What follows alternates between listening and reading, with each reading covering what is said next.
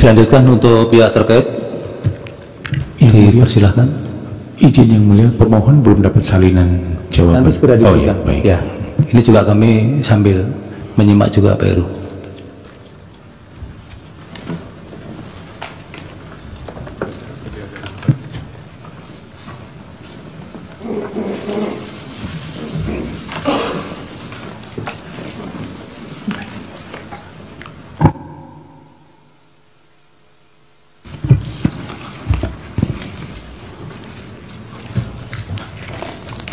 Selamat sore Yang Mulia Majelis Hakim Mahkamah Konstitusi yang kami muliakan, yang kami hormati para pemohon 1, pemohon 2, dan juga adalah termohon dari KPU dan juga pihak terkait dari Bawaslu, dan yang kami hormati juga teman-teman sejawat kami, para advokat yang ada di ruangan ini. Yang Mulia, izinkan saya sekaligus untuk persingkat, saya menyampaikan terlebih dahulu semacam pengantar saya sebelum saya membacakan jawaban atau tanggapan kami yang ada di sini sebagai berikut. Yang Mulia Mahkamah Konstitusi dan hadirin sekalian yang saya muliakan, kita sudah mendengar permohonan paslon nomor 1 dan nomor 3 dalam persidangan ini.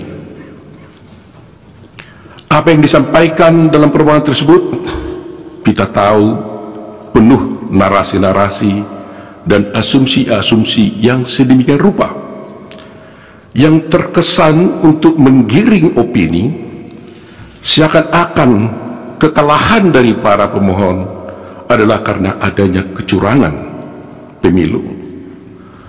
Narasi-narasi yang dikembangkan dan yang dibangun seakan-akan rakyat memilih Prabowo Gibran adalah karena kecurangan dan karena adanya bansos.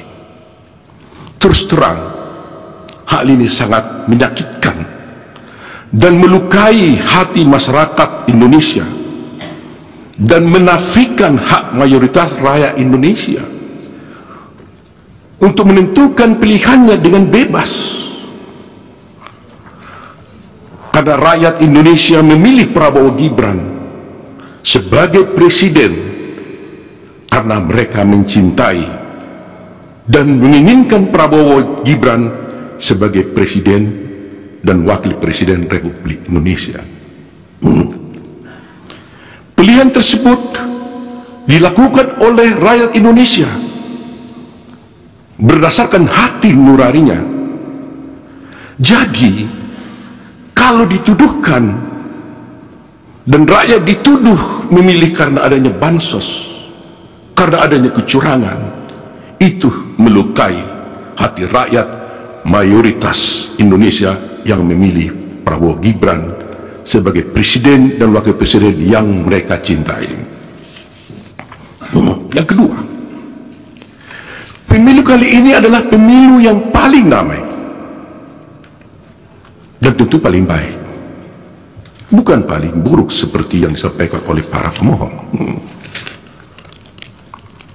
Kalau pemohon dalam permohonannya menyampaikan narasi-narasi yang bersifat asumsi dan tuduhan-tuduhan kecurangan, maka kami kuasa hukum Prabowo Gibran tidak akan terpancing dan tidak akan terpengaruh dengan narasi-narasi dan diksi-diksi kecurangan yang dituduhkan, tetapi kami akan tetap berpegang teguh kepada prinsip-prinsip kejujuran, profesionalisme, sehingga kami akan memberikan analisa juridis untuk membantah dalil-dalil pemohon, dan kami akan membantah dalil-dalil pemohon tersebut tidak dengan narasi-narasi yang asumsi dan asumsi-asumsi, tidak akan menggiring opini.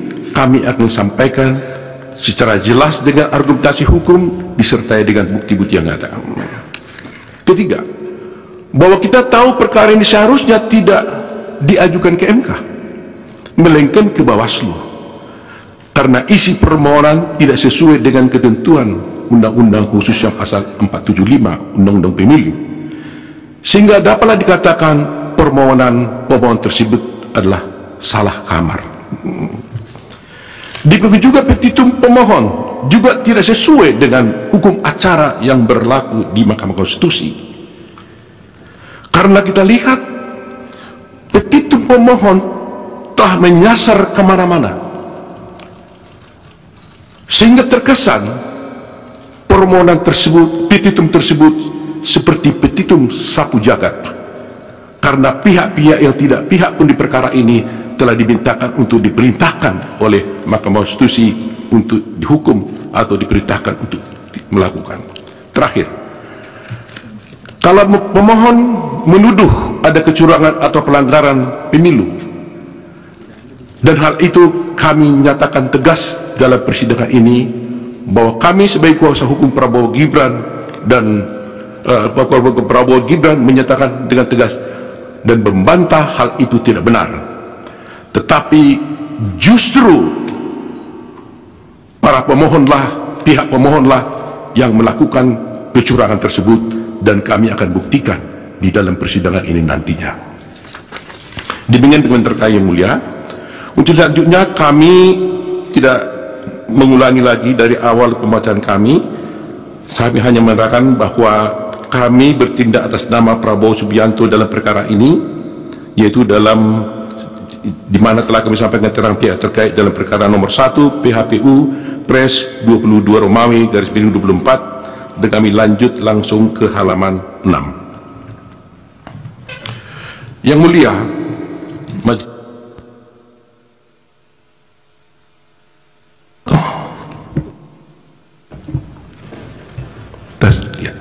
Yang mulia, pasal 6 ayat 3 Undang-Undang Dasar Republik Indonesia tahun 45 menyebutkan, yaitu di ayat 3, pasangan calon presiden dan wakil presiden yang mendapatkan suara lebih dari 50% dari jumlah suara dalam pemilihan umum dengan sedikitnya 20% suara di setiap provinsi yang tersebar di lebih dari setengah jumlah provinsi Indonesia dilantik menjadi presiden dan wakil presiden. Berdasarkan norma konstitusi dimaksud, maka pihak terkait telah memenuhi persyaratan yang diamanatkan oleh konstitusi, sehingga wajib dilantik menjadi presiden dan wakil presiden Republik Indonesia periode 2024-2029. Tingginya perolehan jumlah suara yang sah diperoleh pihak terkait sudah barang tentu menunjukkan adanya kepercayaan dan keinginan begitu tinggi dari mayoritas rakyat Indonesia di hampir seluruh wilayah negara Republik Indonesia, termasuk daerah pemilihan luar negeri, guna memberikan amanat kepada pihak terkait untuk menjadi presiden dan wakil presiden Republik Indonesia 2024-2029. Rakyatlah yang dalam hal ini berdaulat menjadi penentu dari konsentrasi 3 pasangan calon presiden dan wakil presiden Indonesia, yang mana kami yakini ketiga pasangan calon adalah putra-putra terbaik yang dimiliki oleh bangsa Indonesia saat ini. Berkenaan dengan pasal 6A ayat 3 Undang-Undang Dasar Negara Republik Indonesia tahun 45, dan katanya dengan hasil pemilihan umum presiden dan wakil presiden tahun 2024 tersebut di atas, maka pihak terkait mengingatkan agar semua pihak secara bijak, penuh kehati-hatian, dan dengan penuh rasa tanggung jawab secara bersama-sama senantiasa menjaga agar norma pasal 6A ayat 3 Undang-Undang Dasar ini dimaksud tidak terlanggar.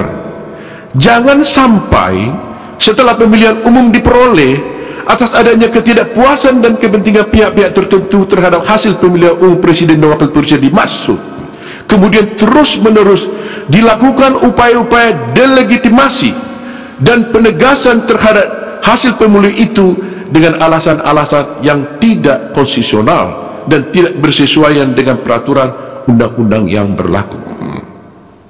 Dalam konteks ini, bila mana kita mencermati permohonan dari pemohon akuo, maka tampak adanya upaya-upaya yang tidak berlandasan hukum dari pemohon untuk menegasikan jumlah suara sebanyak 96.214.691 dari rakyat Indonesia kepada pihak terkait.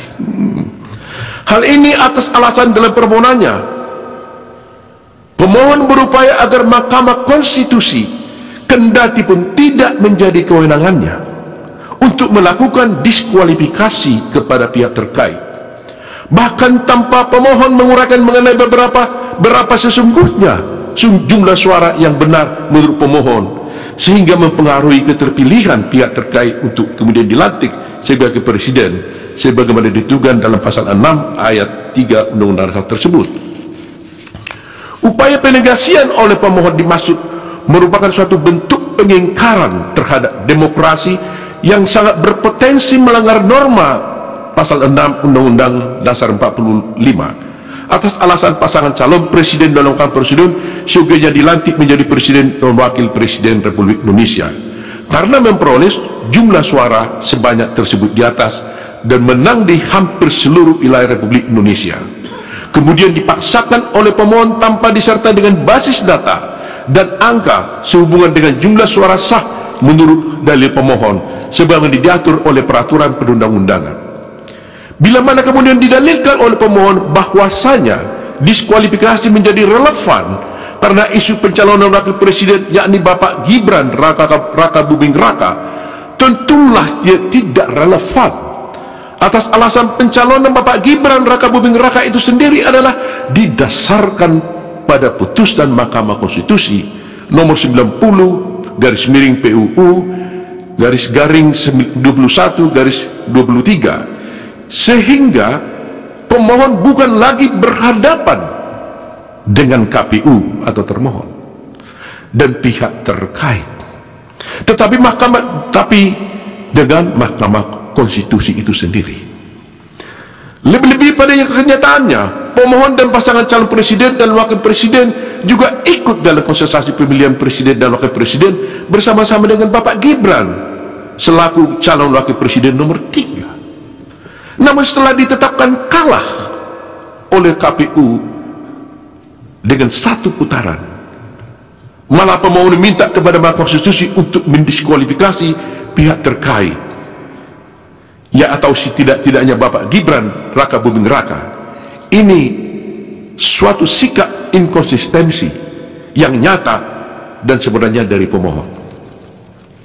Sebagaimana kita memahami, perkara yang sedang diperiksa dan diadili oleh Mahkamah Konstitusi sekarang ini adalah perkara perselisihan pemilihan umum yang menjadi kewenangannya sebagaimana diatur oleh pasal 24C Undang-Undang Dasar Republik Indonesia tahun 45 yang kemudian dirinci oleh pasal 10 ayat 1 huruf D Undang-Undang nomor 24 tahun 23 tentang Mahkamah Konstitusi, sebagaimana telah diubah beberapa kali dan terakhir dengan Undang-Undang nomor 7 tahun 2002, yaitu kami sebutkan Undang-Undang Mahkamah Konstitusi. Dan kemudian telah diejawantahkan pula pada berbagai peraturan perundangan lainnya yang berlaku. Bila mana kemudian kewenangan Mahkamah Konstitusi tersebut dikaitkan dengan konteks rejim pemilihan umum di Republik Indonesia, politik hukum dari pembentuk undang-undang, presiden dan DPR, sebagaimana didodahkan dengan Undang-Undang nomor 7 tahun 2017 tentang pemilihan umum, telah mengatur secara tegas dan jelas akan berbagai cara penyelesaian serta forum yang dipilih dan wajib ditempuh dalam hal terjadinya perselisihan sehubungan dengan pemilihan umum, baik dalam tahapan persiapan, penyelenggaraan, dan setelah dilakukannya pemilihan umum. Perlu kami ingatkan kembali bahwasanya untuk Undang-Undang Pemilu telah mengatur dengan tegas dan rinci berkenaan dengan eksistensi dan kewenangan badan-badan lembaga untuk menyelesaikan perselisihan yang berkaitan dengan pemilihan umum. Lembaga-lembaga itu ada yang merupakan kekuasaan kehakiman yang dijalankan oleh badan peradilan seperti peradilan umum untuk mengadili perkara pidana dalam penyelenggaraan pemilu yang sebelumnya telah diproses oleh Sentra Penegakan Hukum Terpadu atau Gakumdu yang terdiri dari unsur Bawaslu, Kepolisian Negara Republik Indonesia, Kejaksaan, kemudian tata usaha negara-negara untuk menyelesaikan adanya persoalan dan perselisihan yang berada dalam ruang lingkup administrasi dan proses-proses penyelenggaraan pemilu yang sebelumnya telah diproses melalui Bawaslu dan kepada Mahkamah Konstitusi untuk menyelesaikan perselisihan hasil pemilu. Selain daripada itu, Undang-Undang Pemilu juga telah secara tegas dan jelas memuat pengaturan mengenai lembaga-lembaga yang bersifat kuasi peradilan seperti Bawaslu dan kemudian dengan Dewan Kehormatan DKPP guna menangani pelanggaran kode etik oleh penyelenggara pemilu. Dengan adanya pembagian eksistensi dan kewenangan badan-badan lembaga peradilan dan kuasi peradilan tersebut di atas, maka tercipta pemilu yang teratur, adil, efektif, dan demokratis guna mengawal agenda ketatanegaraan dalam rangka pengisian jabatan-jabatan pada kekuasaan eksekutif dan legislatif yang tidak lama lagi akan berakhir masa jabatan dan tugasnya masing-masing. Sekarang yang menjadi pertanyaan adalah, apakah tepat bila mana pemohon membawa seluruh persoalan sehubungan dengan perselisihan pemilu, baik yang berupa administrasi pemilu, pidana pemilu, pelanggaran kode etik penyelenggara pemilu, seluruhnya kepada Mahkamah Konstitusi yang kita tahu terbatas kewenangannya untuk mengadili perselisihan yang terkait dengan jumlah suara hasil pemilu. Lebih lagi, jangka waktu ditentukan oleh undang-undang untuk memutus suatu perkara perselisihan pemilu adalah hanya 16 hari.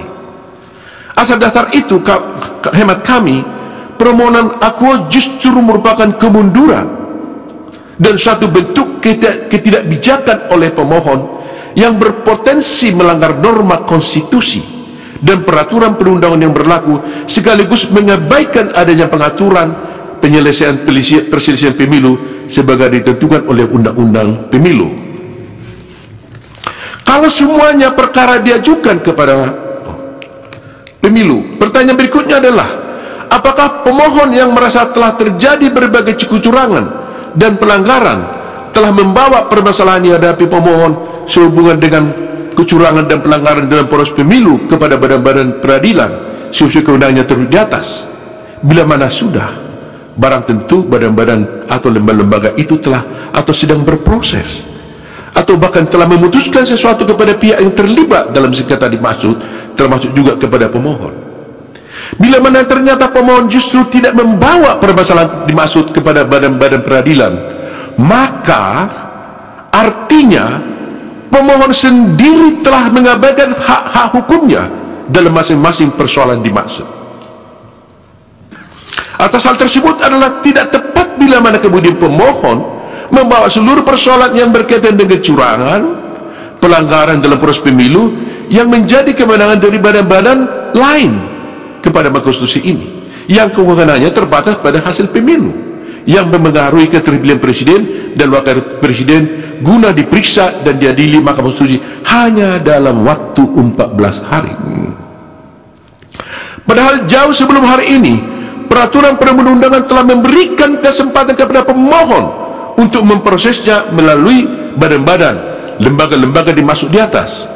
Terkhusus bagi Mahkamah Konstitusi, undang-undang menentukan jangka waktu 14 hari kerja karena memang yang diadili itu terbatas pada jumlah suara hasil pemilihan umum yang ditetapkan oleh termohon, yaitu KPU, dan jumlah suara yang dianggap benar oleh pemohon. Adanya keketatan sehubungan jangka waktu ini tidak lain dan tidak bukan untuk memastikan agar agenda ketatanegaraan berupa pengisian jabatan-jabatan di Republik ini berjalan dengan lancar dan tepat waktu.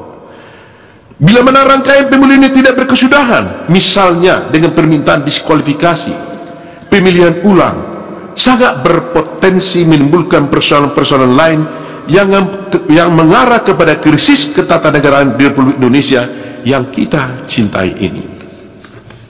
Kemudian daripada itu, apabila kemudian pemohon mendalilkan bahwa mekanisme hukum yang berlaku dalam hal penyelesaian tiap tahapan tersebut memakan waktu berbelit atau bahkan bisa melampaui tahapan-tahapan selanjutnya dalam pemilu itu sendiri, syogianya dan sepatutnya hal ini dipermasalahkan dan dipersoalkan pemohon dalam forum yang terpisah Misalnya mengajukan judicial review baik kepada tingkat Mahkamah Agung atau ke MK, bukan dalam tahap perselisihan hasil pemilihan umum presiden dan wakil presiden yang dalam konteks ini diajukan dan digabungkan secara keseluruhan oleh pemohon sendiri.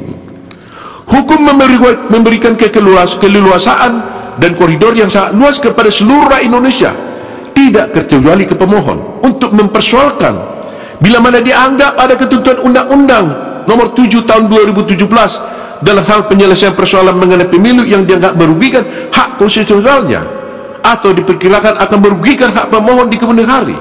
Bahkan Undang-Undang Nomor 7 Tahun 2017 tentang pemilu ini telah berlaku dan diundangkan sejak tahun 2017.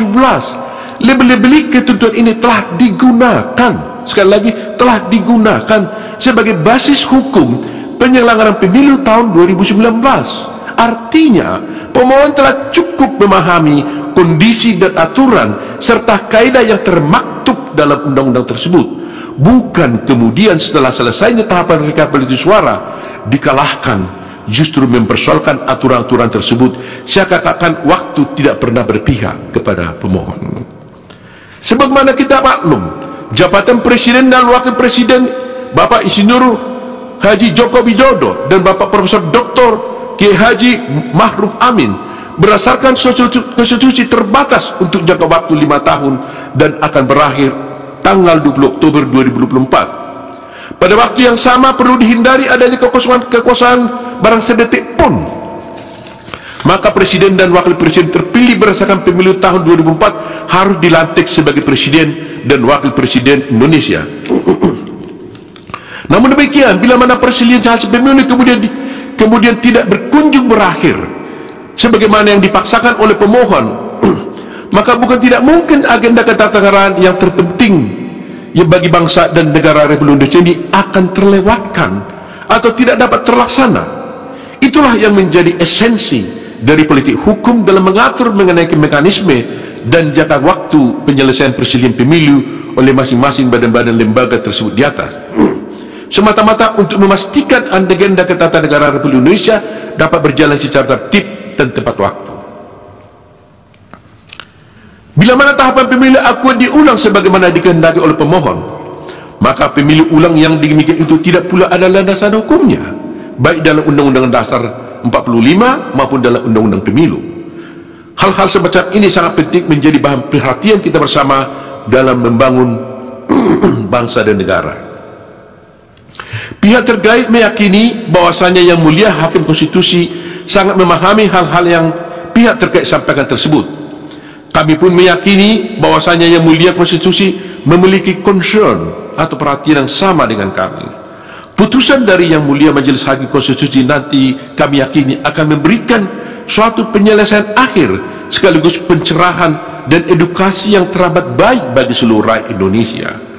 Adapun pihak terkait sangat meyakini bahwasanya rakyat Indonesia secara mayoritas telah menerima visi, misi dan program yang disampaikan oleh pihak terkait. Dalam hal ini Prabowo Gibran secara mayoritas menginginkan pihak terkait untuk menjadi presiden dan wakil presiden Republik Indonesia periode 2024-2029. Oleh karena itu mulia, izinlah kami menguraikan secara detail dan secara spesifik bagaimana tanggapan kami terhadap permohonan daripada pemohon satu. Pertama, kami sampaikan tentang kewenangan Mahkamah Konstitusi. Di sini kami menyampaikan bahwa sesungguhnya Mahkamah Konstitusi tidak berwenang untuk mengadili perkara ini. Bahwa dalam permohonannya pemohon mendalilkan bahwa Mahkamah memiliki kewenangan untuk mengadili perkara akuo.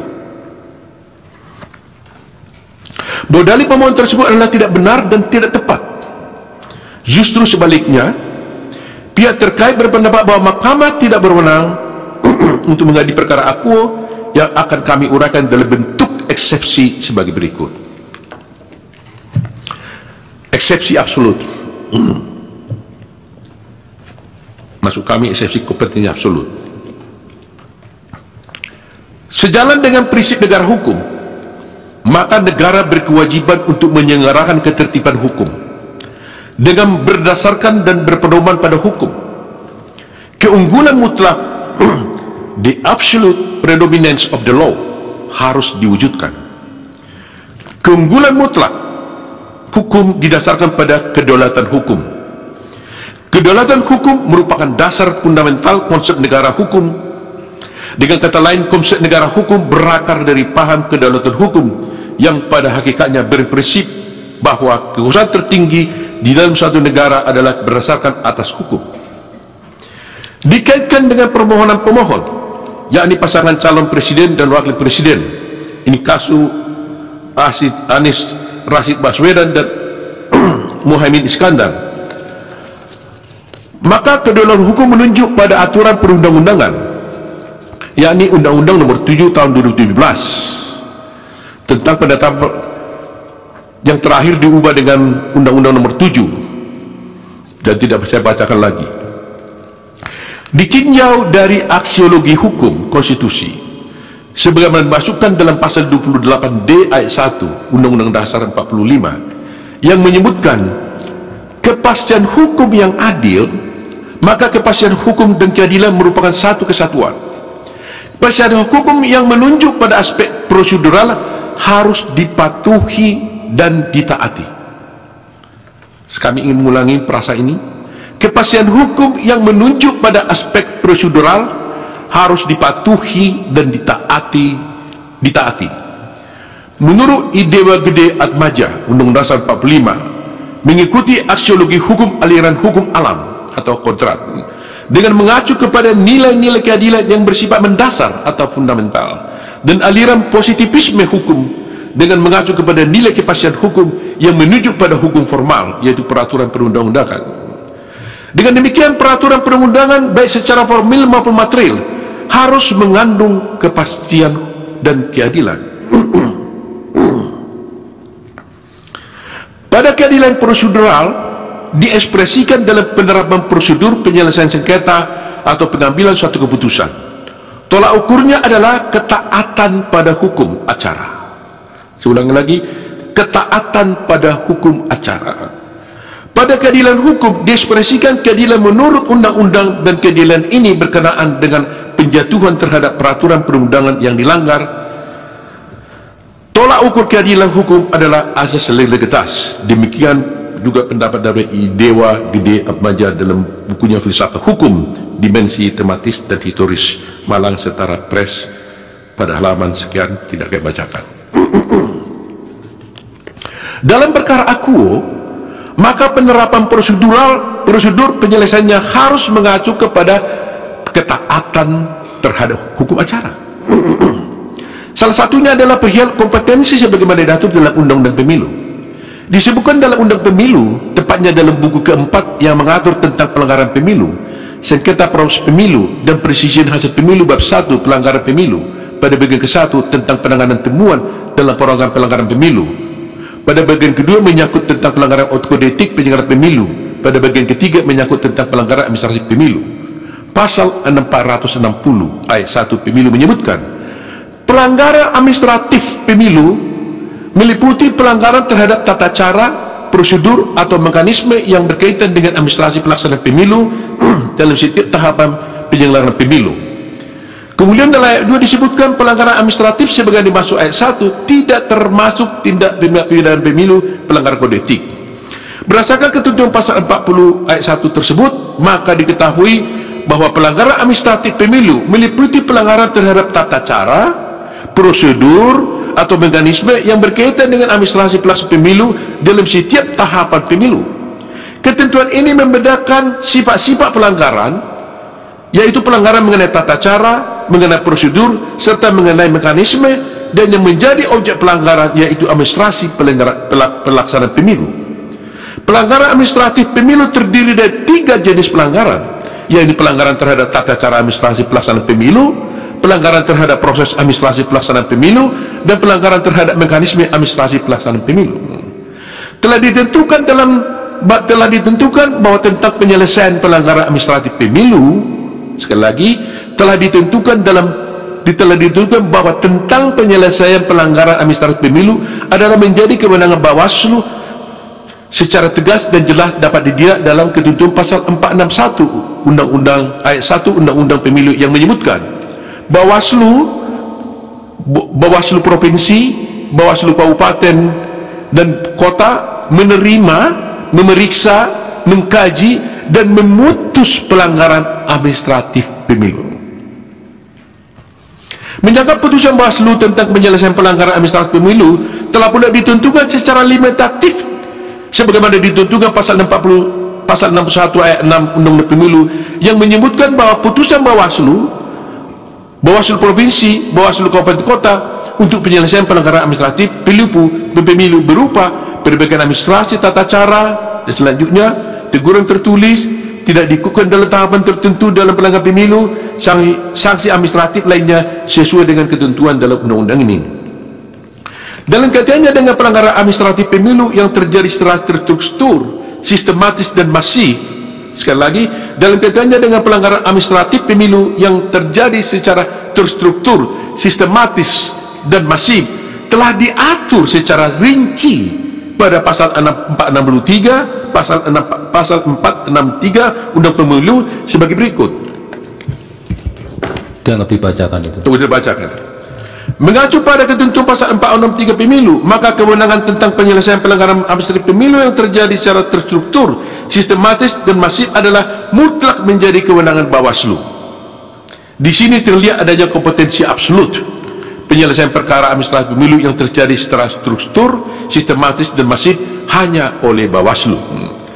Perihal kompetensi absolut menunjuk pada kewenangan atau kekuasaan mengadili perkara berdasarkan pembagian wewenang atau pembebanan tugas, attribution of authority.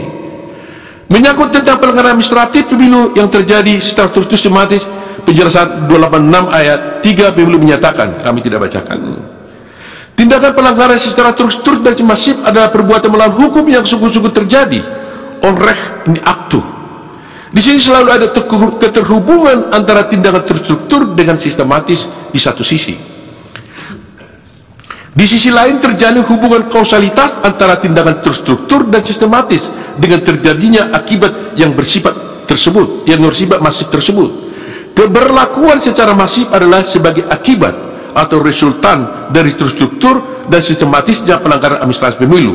Hal ini sejalan dengan penjelasan pasal 286 ayat 3 Pemilu yang menyebutkan pelanggaran masif adalah dampak pelanggaran yang sangat luas pengaruhnya terhadap hasil pemilu, bukan hanya sebagian.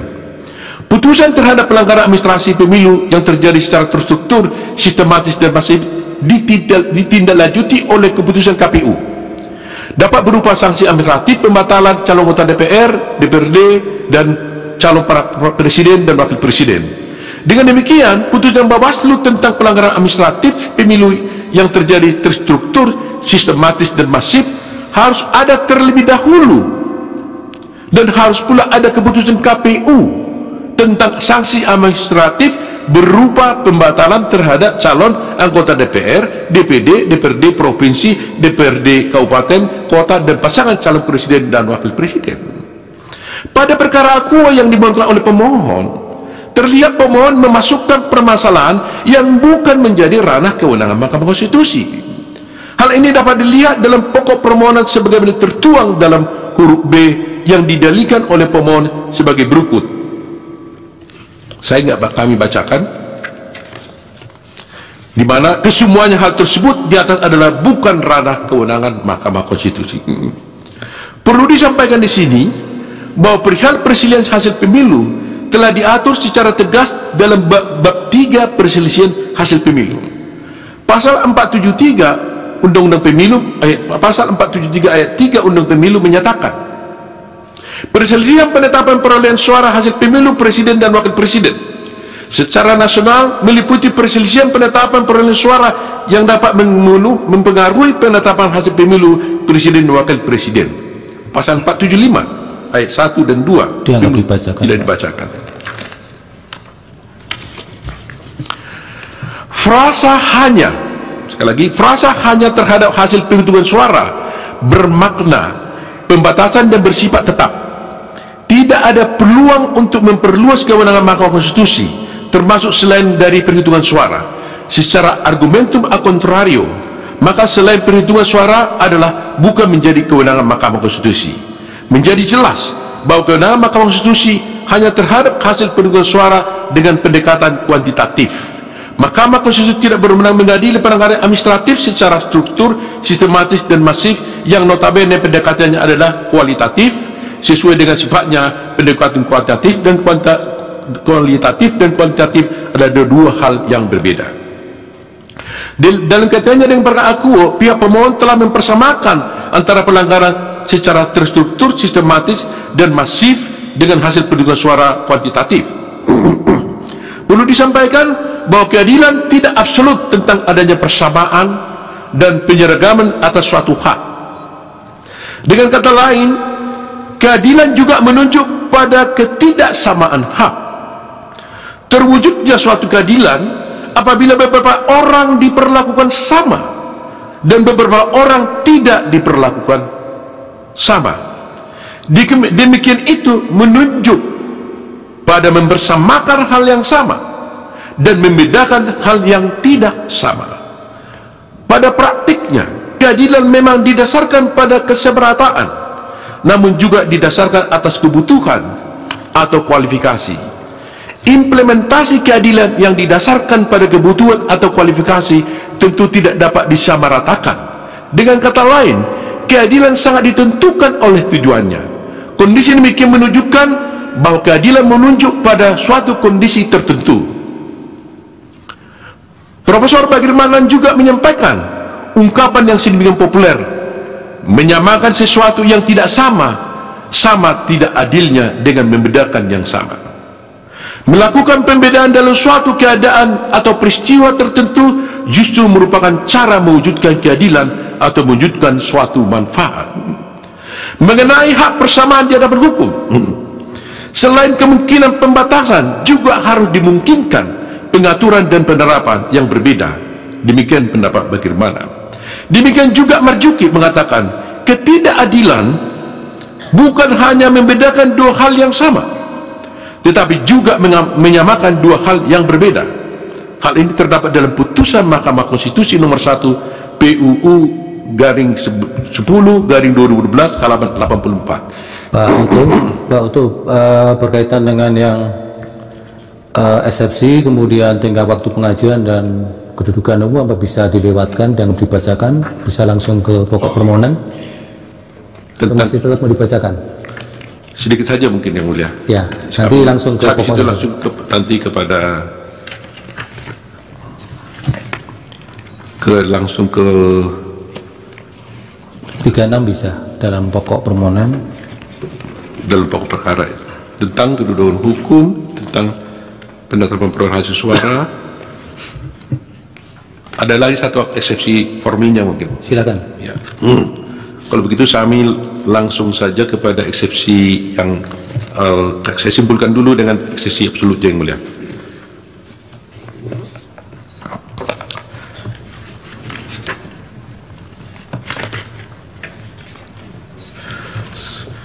Menurut Aristoteles dan Aquinas, perihal pemberian proporsi yang seimbang adalah bentuk keadilan distributif. Keadilan distributif memberikan proporsi yang sama sesuai dengan kedudukannya dalam lapangan hukum publik secara umum. Perimbangan menurut teori keadilan Aristoteles menunjukkan pada suatu kondisi di mana kesamaan hak itu haruslah sama di antara orang-orang yang sama. Permohonan yang disampaikan pemohon adalah jelas mempersamakan dua hal yang berbeda. Pelanggaran secara struktur, sistematis dan masif adalah menjadi kewenangan Bawaslu. Adapun menyangkut dengan persilihan hasil penghitungan suara menjadi kewenangan Mahkamah Konstitusi. Dapat dikatakan bahwa penyamaan tersebut adalah ketidakbenaran dan sekaligus ketidakadilan. Penyamaan tersebut juga termasuk tidak menempatkan sesuatu sesuai dengan tempatnya. Berdasarkan hal uraian tersebut, oleh karena yang dipersoalkan pemohon dalam permohonannya adalah mengenai hal-hal di luar dari perhitungan suara, maka permohonan pemohon bukan menjadi kewenangan dari Mahkamah Konstitusi. Mengenai kedudukan pemohon juga kami lewatkan, karena intinya kami hanya menyatakan di situ bahwa pemohon tidak punya kedudukan hukum dalam mengajukan gugatan ini. Tentang tengah waktu pengajuan pemohon juga, karena memang permohonan ini diajukan kepada salah kamar, maka kami di dalam tengah waktu juga mengatakan berarti bahwa tengah waktu yang diatur undang-undang tidak termaktub dan tidak terpenuhi dalam permohonan ini. Kemudian permohonan kami langsungkan kepada permohonan tentang eksepsi cacat formil.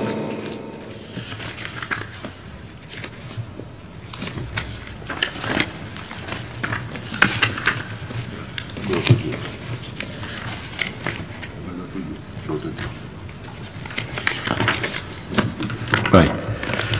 Eksepsi cacat formil. Eksepsi ini kami ajukan karena tidak sesuai dengan peraturan undang-undang. Kami tidak bacakan lagi pasal 115, undang-undang 45, undang-undang pemilu dan sebagainya. Pasal 75 pasal 475 mengatakan bahwa tidak saya bacakan. Kemudian pasal 75 disebutkan dalam permohonan yang diajukan pemohon wajib menguraikan dengan jelas.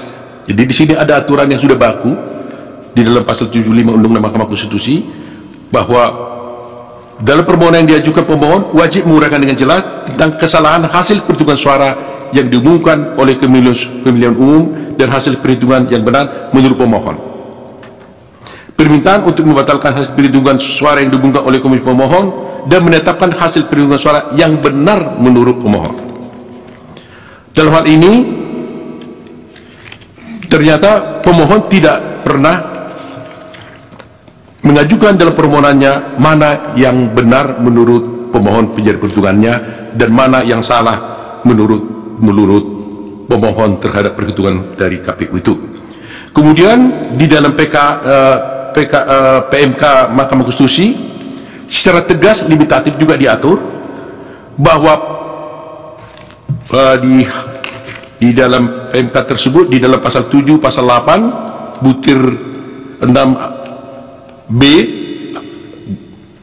4 disebutkan pokok permohonan, saya ulang ini, pokok permohonan memuat penjelasan mengenai kesalahan hasil perhitungan suara yang ditetapkan oleh termohon dan hasil perhitungan suara yang benar menurut pemohon. Ini sudah tegas diatur. Bahkan di petitum pun juga disebutkan petitum itu harus memuat permintaan untuk membatalkan penetapan perolehan suara hasil pemilu oleh termohon dan menetapkan hasil perolehan suara yang benar menurut pemohon. Dalam kasus ini, dalam permohonan pemohon tidak menyebutkan dalam petitumnya mana yang suara yang salah dan mana perolehan suara yang benar menurut pemohon. Sehingga dengan demikian permohonan daripada pemohon telah cacat formil, tidak memenuhi prosedur yang diatur di dalam PMK nomor 4 tahun 2003 dan juga yang pada dan PMK nomor 2 tahun 2024.